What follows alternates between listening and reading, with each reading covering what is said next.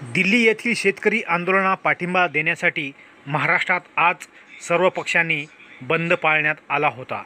त्यामध्ये महाराष्ट्रातील शिवसेना, काँग्रेस, राष्ट्रवादी, वंचित बहुजन आघाडी, CPIM, Sambhaji brigade अशा अनेक सामाजिक राजकीय संघटनांनी या आंदोलनाला आज पाठिंबा दिला आहे। महाराष्ट्रामध्ये भारतीय जनता पार्टी वगळता सर्वच राजकीय पक्षांनी या शेतकरी आंदोलनाला पाठिंबा दिला आहे। त्यामुळे हे आंदोलन यशस्वीरित्या पार पडले आहे।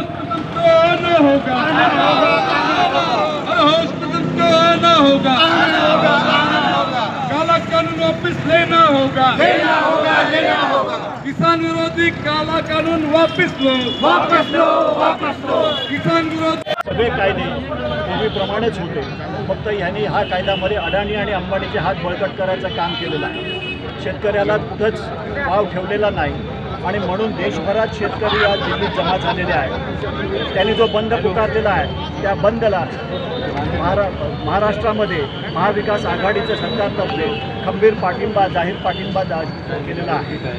आणि या निमित्ताने आज नांदेडमध्ये आज सर्व पक्ष, महाविकास आघाडी सर्व घटक आज आम्ही रस्त्यावर आहोत आणि लोकांना विनंती करत आहोत की जो लाखाचे पोशिंदे शेतकरी जे आहेत तो संकटात आहे। त्यामुळे आपण सर्वांचं कर्तव्य होतं की आपण जय जवान जय किसान म्हणतो, नुसतं किसानाची जय म्हणून चालणार नाही, किसानाच्या मागे उभं राहिलं पाहिजे, ठामपणे उभं राहिलं पाहिजे।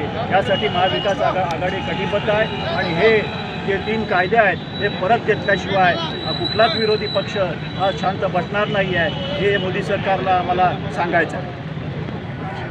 दारानं का होईना त्यानं विधेयक पास केलं, जसं पंजाब सगळं घरादारा सगळं जाऊन बसले शेतकरी, तसे महाराष्ट्राचे पण शेतकरी लगेच स्वाभिमानी शेतकरी संघटनेचे नेते यांनी घोषणा केली। त्यासोबत शिवसेना पण सोबत दिल्लीला सर्व 6 महिन्याचं राशन पाणी घेऊन त्याने जर कायदा मागे नाही घेतला आम्ही अग्रेसिव्ह भूमिका घेऊ आणि केंद्र सरकारचा निषेध करू।